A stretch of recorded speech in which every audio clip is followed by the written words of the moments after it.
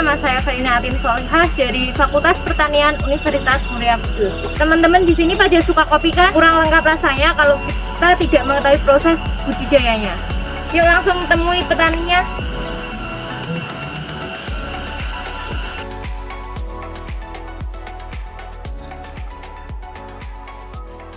Assalamualaikum Mas. Waalaikumsalam. Maaf mengganggu waktunya. Perkenalkan, nama saya Farina Atin Solihah, mahasiswi dari Fakultas Pertanian Universitas Muria Kudus. Boleh tahu ini dengan Mas siapa? Saya dengan Farid. Bolehkah saya berbincang sedikit dengan Mas Farid? Saya sudah mendengar banyak tentang kiprah Mas Farid di desa dalam hal pengembangan kemajuan pertanian. Salah satunya adalah perkebunan kopi ini. Kalau boleh tahu, Mas Farid ini terjun jadi petani kopi itu sejak kapan ya, Mas? Saya mulai dari 2018. Yang aslinya itu penerusan kopi dari petani-petani yang dahulu, yang sawahnya disewakan dari perhutani. Terus saya pembinaan pada petani-petani yang sebelumnya, hingga pengolahan lahan itu agar lebih bagus, untuk hasil buah yang lebih bagus untuk diproduksi juga. Oh gitu ya Mas. Mas Farid ini kan masih muda. Ya. Apa alasan Mas milih menjadi petani kopi? Sedangkan sekarang banyak pemuda-pemuda yang gengsi menjadi petani.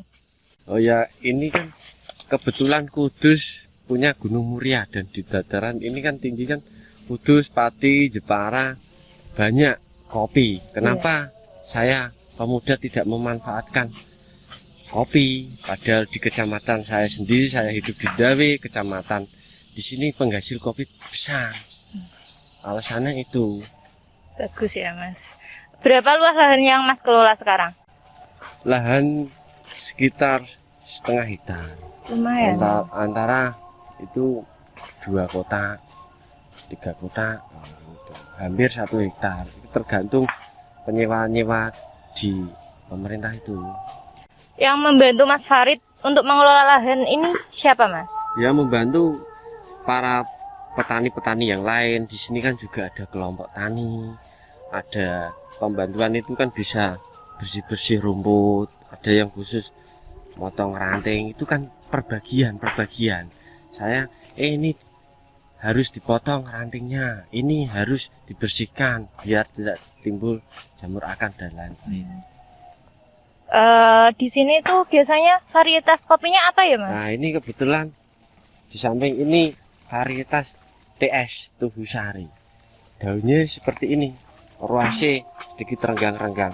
Yang biasanya itu tinggi, daunnya kecil. Nah, ini TS.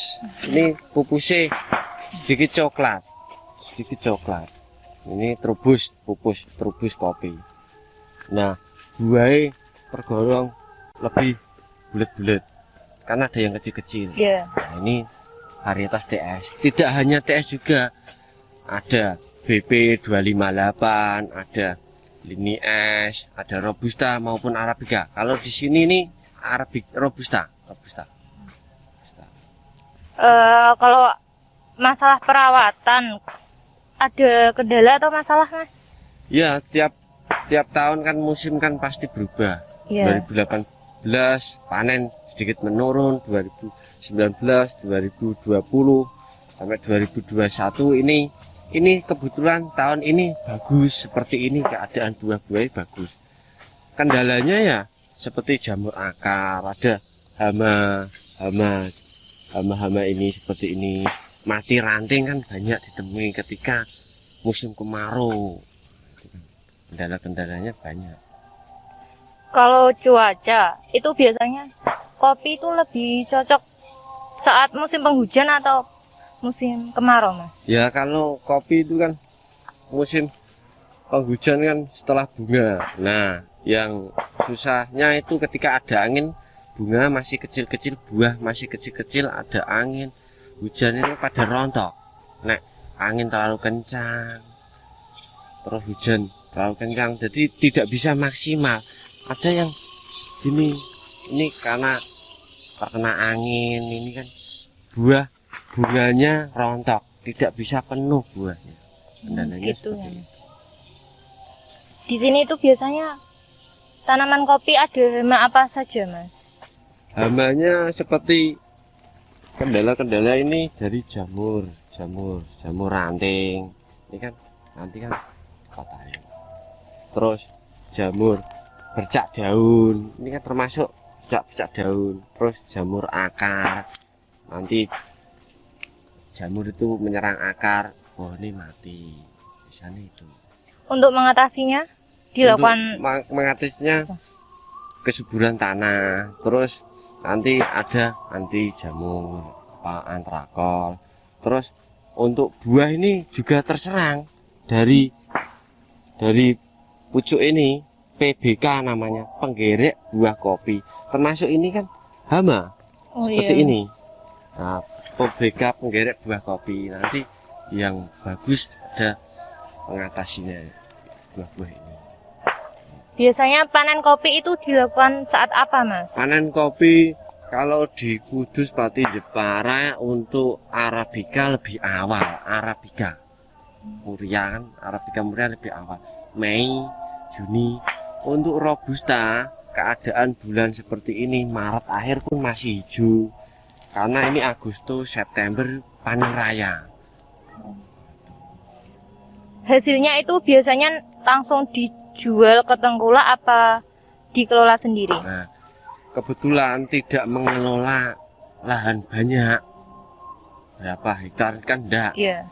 Mengelola lahan sedikit tapi untuk dijual produksi dalam keadaan kemasan, di branding. Jadi Diolah setelah dulu berarti. kopi ini matang, diolah, diproses sendiri lebih bagus. Terus berusaha kita belum menjual green bean biji yang sudah diolah mentah, kita menjual dalam bentuk produk.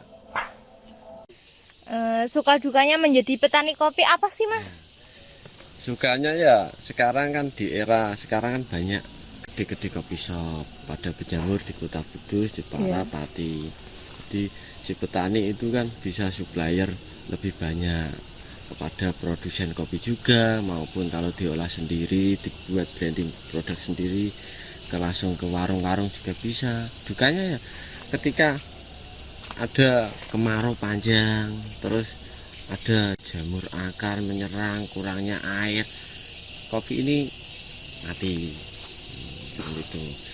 Kalau kopi sendiri itu kan naik turunnya sedikit, tapi yang membedakan dukanya ya ketika juga antara tahun 2019 2020 kan kopi kan bisa naik turun di panennya. Kebetulan tahun ini panen alhamdulillah melimpah, jadi bisa panen raya. Luar biasa ya, Mas. Terima kasih banyak, Mas, atas waktu dan informasinya. Saya semakin tertarik dalam dunia. Terima kasih, Mas.